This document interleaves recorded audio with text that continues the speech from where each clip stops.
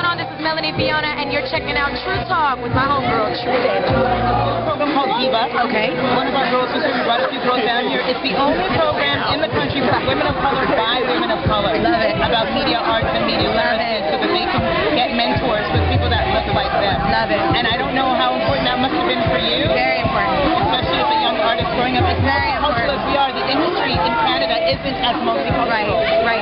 And did you feel like a bit of ways about not being as patriotic by leaving and going to the States? You know, it was just a typical, it was where my opportunity came from for me. It was actually from a woman of color. My production company that I'm signed to is Title IX, actually. And are they Toronto-based? No, they're actually from California. And my executive producer is a black woman, and she named her company Title IX because it was to promote the equality. Title IX was a bill that was passed in America that created equality for girls in schools and sports and education. So our company is called Title IX for that reason. So these are really, really important programs. So it definitely is important for these types of things to exist, and I was fortunate enough to find it. And you've been empowered by a woman. Oh, absolutely. Fantastic. I think women are the best. And you mentioned in your article it's time for you to give back to the community. I see how you're already starting that on a very humble vibe. Absolutely. No, I mean this was something specifically that they requested and asked me to do, and I really took a personal effort to be here because I am affiliated with the Remix program, but when the mayor asked, and I just know all the amazing work that he's done in the city, these are the types of programs where especially it's very, I know, important for the city to see their own artists supporting these types of programs because it's all for the benefit of the city. I mean, truly, these are the types of things that we need to support and need to focus on and keep the kids positive. And like what everybody said, you know, the kids are the future, but they are the present, and they need to recognize what opportunities are available to them right now so that they can be the best that they can be in the future. Thank you so much. Shout outs to the Diva program. Yes. Great, an awesome program. Thank you. Yeah, thank you. A lot. Even though she's a Grammy-nominated star, I watch her video blogs, I see her hosting, and she just seems like nothing's changed. No. What did you instill in her? I instill good values. I instill that no matter how high you climb, the higher the climb you climb, the longer the fall. Never forget. She doesn't take it for granted. No, absolutely not. And that's why one of the lines in our song is, when you're in first, don't forget the last. Yes, isn't that an AO? Yes, that's an AO. Yes. And that was one of the lines that really struck with me. She has a very conscious vibe. She does. For an R&B singer, she could be singing a lot of fluff. Yes, no. But every now and then she hits you with something conscious, like, and Bob seems to be a really big inspiration to her. He is, But I always knew deep down inside she would make the right choices and do the right thing. And she'd be successful? And not settle. And not settle for what the industry wanted of her, but she made the industry accept who she is. So what's the Suede story? The Suede story is, I still take the GO train. I work just a block away from here. Oh, did you overhear people talking about it? No? Okay. I went and bought my ticket at the GO train station, and in the box there's this magazine. I go, wait a second, that's my child in there.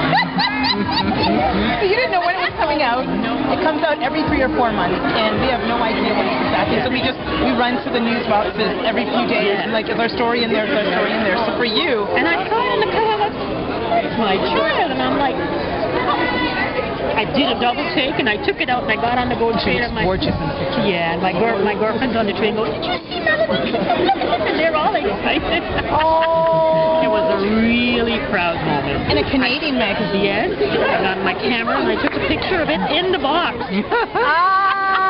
That's fantastic. You should frame it or just... Googling her is a second job. It really is. My husband and I are like, did you see this article? Did you see that article? That is so beautiful. Okay, sorry about that. Very nice to meet you. Same here. We're telling people that truly and honestly, with all their heart, love hip-hop. Put your hand in the air and make some noise. Oh, yeah. I love hip-hop just as much. It was a little crazy when we get to Canada today. They stopped my whole crew back at the spot, and none of my people's getting in. You know what I mean? So I'm here by myself. Yeah, that's it. But I love this hip-hop shit, man, so can't nothing stop me from doing what I love to do.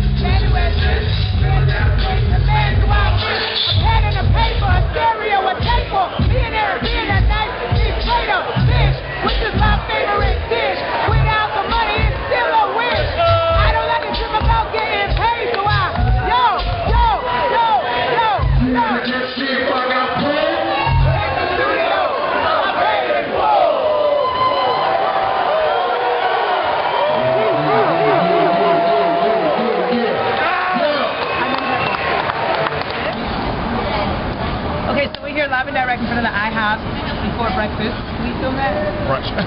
Brunch, I should say. Brunch breakfast. Yes, and I want to say, so getting back on music, your first love. Yes. Your first love being music. Give us a little background, because most people probably are familiar with your work through Slum Village. My name is Daru Jones, drummer/producer. It's a true Daley all day. You know what I'm saying? Don't get it twisted. Even though she got a pretty face, she rocks the mic. You know what I'm saying? Thank you. She rocks the mic. So You had a chance. check the blogs. Yes. Daru had a chance to see me rock it like last year. I think last year with Eternia and MC Light. But talk about you. This is about you. Daru Jones, drummer/producer. You know, drummer first. I started drumming at the age of 4. Basically, my parents, they're both musicians. All right. They both play organ and piano for over 25 years. So that's Are they in the church? They're in the church. Aw, little church boy. You guys are Little church boys? She's wildin'. Little drummer boy. Little drummer boy? Drummer times. Right. But yeah, so I started in church. I was so short. Because I started when I was 4. They had to get a school bench when they played. You know Oh, what I'm did saying? they? Yeah. But I knew that was something I wanted to do. When I went to church, I would watch my uncles and cousins play, and I was like, I want to do that. And your parents supported that? Of course. No, but they didn't want you to go to school as well, and because a lot of parents aren't that, even if they have a creative they're background, musicians, so they know what it is. They understand, right. So but in order to make a living, isn't that the hardest thing? Yeah, it is, because I grew up in, strict church foundation. Anything outside of gospel was secular music. Right. So I really had to kind of sneak up. Yeah. It was really tough. So did they think you're doing the devil's music because you're doing hip hop? Not so much my dad. My dad had a more broad, because he kind of did his thing a little bit. But stand faithful and continue to do it. And sooner or later they'd be like, all right, this is what you still want to do. Right. And my parents, they're supportive as long as it's positive. They always ask me to say, make sure you be careful. You know what I'm saying? I just want to make sure I'm safe. So what about the artists? Are you particular? Because some people will just play for whoever they need to play for. Are you particular about the kind of artist and the content of the kind of music? Kind of, sort of, but I want to be a versatile drummer. But money kind of talks. So it doesn't matter if they're talking about tricks and hoes? Nah, chill. Because don't say you're open to anything. No, but check it out. Some artists, I hate to really say this, but even some of the J Dilla content. Yeah, wasn't that positive? Exactly. But I love the music. Right. And sometimes I have to play, so it's it's a catch. It's not exactly. It's not you can't let's have 2 streets. I'm there to do a job. You know what I'm saying? If I respect the work, I respect it. Yeah. Get paid. And make it happen. But the music, when I do the music, that's when I'm able to express myself. Talk to me about that. Basically, music is my style of music. Was a vision I was given when I was in high school, and basically on the lines of that, it's combining soul music with hip hop, and I call it soul hop. Okay. So basically, I was really deep into the church. You know what I'm saying? Trying to be a born again Christian, and Do you believe you're not? No, let me finish. So basically, the rules at that time at the church I came in, anything outside of secular music was wrong music. But I felt like some of the producers that I like Dre, Premier, I feel like the music was really soul. Soul, yeah. And it's spiritual. To me, it felt anointed to me. Yes. So I was all right, boom. How can I still make music like this, but stick to my roots exactly? Yeah. So that's what that was all about. You know what I'm saying? Because I enjoy MOP, you know what I'm saying, but I can't play that in my mom's. You know what I'm saying? I can't go to, you know what I'm saying? So it was one of those things where it was kind of like an experiment, and I feel like that was a vision that God gave. So that and I stuck with it. Yeah, you can be your creative calm, you know what I mean, and still feel good about what you were doing. Exactly, and I stuck with the vision. It's a blessing with the internet age, things are able to get out. Thank you. Do you feel that has been kind of the liberation? I call it, this is my slogan, but I want to make sure it's trademarked right now.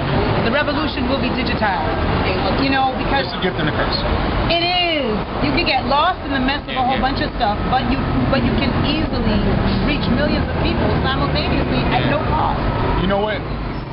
It's like a long and short road. Right. You know what I'm saying? I'd rather go the long way. That way I can have creative control. Yes. So people take the short way, which is cool. I'm mad at it. But get the paper. But then you never get dropped, you don't even hear about them a year later. Yes. I'm not trying to be a flash in the pan. Exactly. So I could be broke a little longer. This was a long, hard road. What's the next project? Are you working on an album of your own specific music, or are you always jumping on everybody else's stuff? The funny thing is, I kind of like to keep things a little on the DL until stuff is done. Right. But then they're gonna be like, what's the album? Yeah. But you know, I've been challenging myself since just December of 2009 to drop a promo project every month on Bandcamp. Okay. So What's Bandcamp? Bandcamp is like a website where you can put, it's like not MySpace or Facebook, but it's a website where you can post like projects and music. Oh, People can download it, you know what I'm saying, at the highest quality. Really? Yeah. I'm gonna check that out. Bandcamp. Bandcamp.com. So since I dropped the Spirit of Soul Hop 709 in December, I released a project every month. Wow. January I released a music rap records, was like remixing like classic, the boom bap, like you know, that era. Yeah. And I just try to live by being an example. Yeah. You know, without like. You don't smoke, you don't drink. No. That's hard in hip hop. No. You don't smoke, you don't drink. Do you get pressure? You get peer pressure? Nah, I mean, it's something that I've never done. And I'm grateful, you know. And that helps, I think, to keep you clear.